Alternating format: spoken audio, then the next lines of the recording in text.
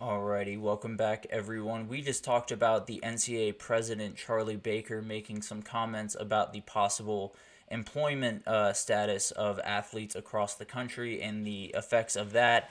And now it's time to get back into the Combine Watchlist. We have the quarterbacks, running backs, and wide receivers reporting today, and there are tons of guys to watch. I know the quarterback position has been a little bit tampered or a little bit tempered the expectations with Caleb Williams, Jayden Daniels, and Drake Maye deciding to not go through workouts. It actually looks like Caleb Williams will not do medical tests, which is a very interesting development and could lead to Jayden Daniels and Drake Maye possibly moving even a little bit more up those boards than some people thought. But still tons of guys to watch, and let's jump in with the quarterbacks to start. I think this guy has the most to gain from this week. It's J.J. McCarthy from Michigan, a quarterback that a lot of people have opinions on. I don't think there's anyone that is quite neutral on this kid. I might be somewhere towards the middle, but I think there are a lot of opinions flying around about him.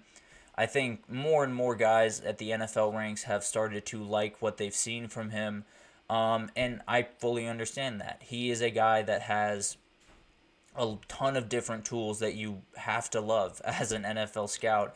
Super athletic, can make a ton of plays with his legs when you need him to, can make tons of throws. He just wasn't asked to very often at Michigan, and obviously has played a ton of football, is very smart, can read defenses very well.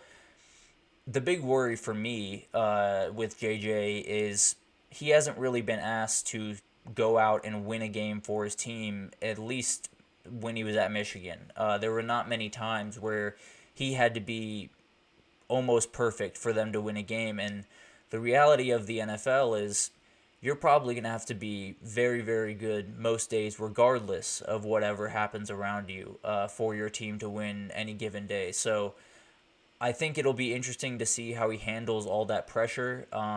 He could literally go anywhere. I could see him going high in the first round if someone like the Falcons want to pick a quarterback and those top three guys are off the list. He could go in the second round. So there are tons of positions that he could fall into, and I think this week will do a lot for him to decide which one of those directions he's going to go in. But another quarterback that is very interesting to me is Spencer Rattler, quarterback from South Carolina.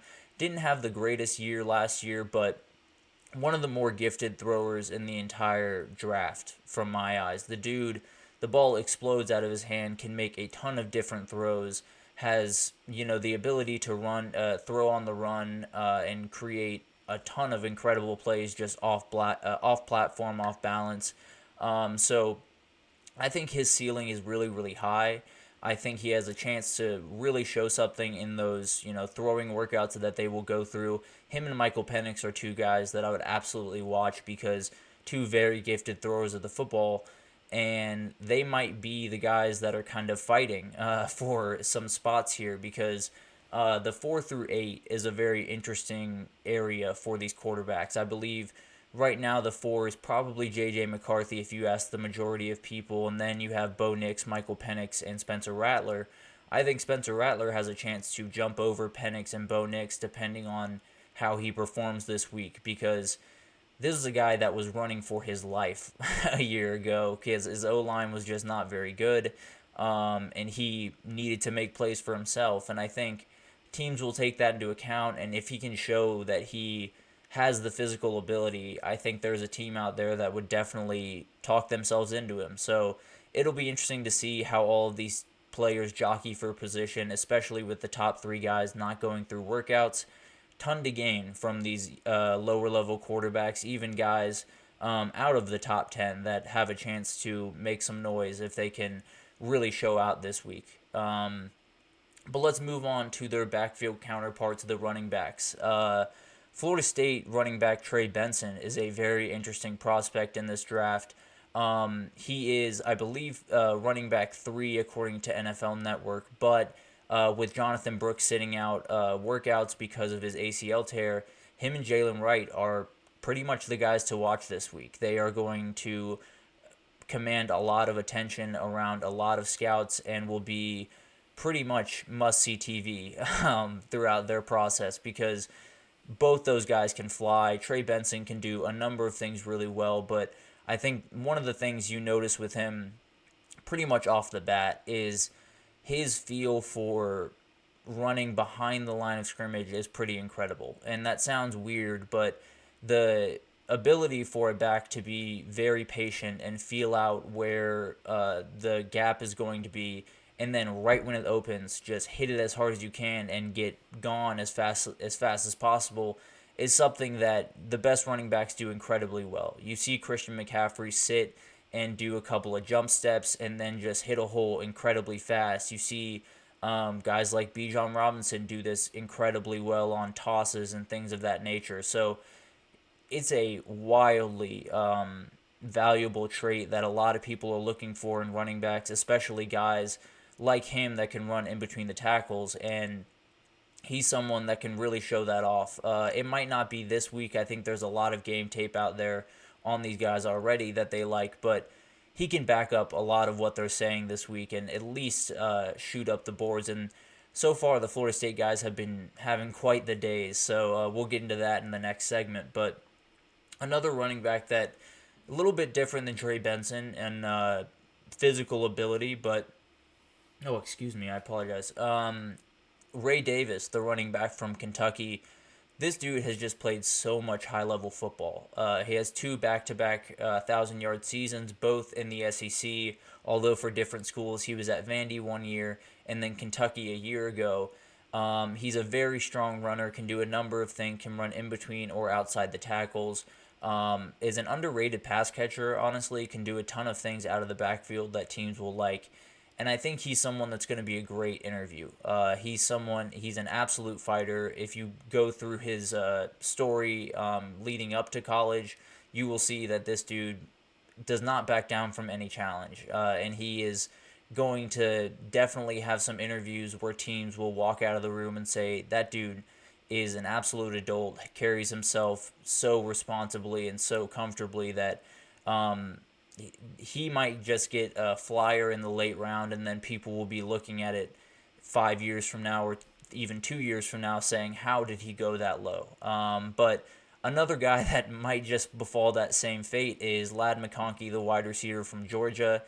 It seems like people are starting to come around on this kid. There will be a lot of people that will tell you, especially on Twitter, where there are a lot of people that talk a lot but don't necessarily think a lot, but they will tell you that he is a slot receiver. They will tell you he's Hunter Renfrow or Cooper Kupp or insert white slot receiver here, but that's not even remotely true.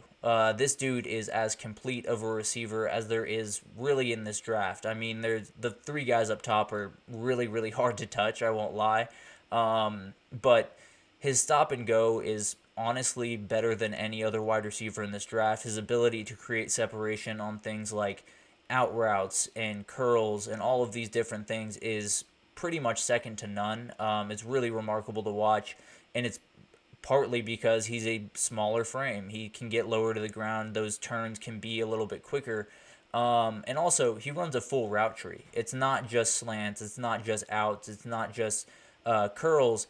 He can run goes. He can run post fades. He can do a ton of different things that a lot of people won't, or technically right now don't think he can do.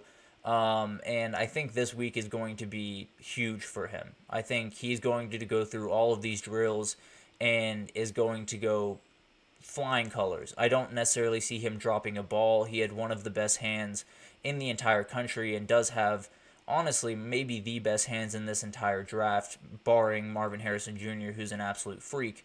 But this is a dude that a lot of people will overlook because of the physical stature, because of other, because of worry that he is going to get injured or whatever.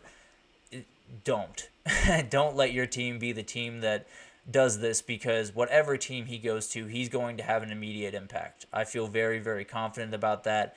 And it's not necessarily just because I think he's going to be an outright great receiver from the second he gets on a team, but you can use him in infinite number of ways. You can put him in the backfield, you can use him on jet sweeps, you can use him in the kick return game or the punt return game. You can do so many different things that get him on the field and at least get the ball in his hands, because once you get the ball in his hands, you'll realize that this kid can do a number of things that a kid that is his size and his prerequisite athletic ability probably shouldn't be able to do. But I'm very excited to see what he can do this week, because I think he could make a ton of money. And then a little bit off the radar guy that I absolutely love is Javon Baker. This dude is super tough. He has incredibly strong hands, so if you're at the point of attack with him, you're probably not going to win. I'll be totally honest. Super physically gifted. Is more of kind of like an outside threat fade type guy, but I think he'll probably go towards the later rounds, but could definitely shoot up in this combine period, because he's super talented and he really does jump off the page, especially when going on one-on-ones, because you see he can make a catch in literally any coverage. So definitely someone to watch there, someone I really like a lot, and might fall a little bit, but I wouldn't be surprised if in 3 years he was a consistent part of a rotation for a team. But tons of guys I didn't even get a chance to get to. So many great wide receivers to watch. A thinner group at running back than usual, but still tons of guys to watch there. And then the quarterbacks, obviously you have the 3 guys sitting out the workouts, but the guys below them are the ones that have the most to gain, right? So I'd love to see them show what they're about, and see if, JJ or Michael Penix or Bo Nix can jump into that conversation and be that number 4 quarterback. And then who knows where you go, right? So still tons to figure out there, tons to look forward to this weekend with these athletes. But that's all for that segment. We are going to take a short break here, our final break actually, and when we come back, we're going to talk about some of the D linemen and linebackers that worked out yesterday. Some absolutely eye-popping numbers from some guys, so we're going to do a quick rundown of all of those different numbers and some guys that might have made themselves quite a bit of money yesterday. So stick with us and we will be right back.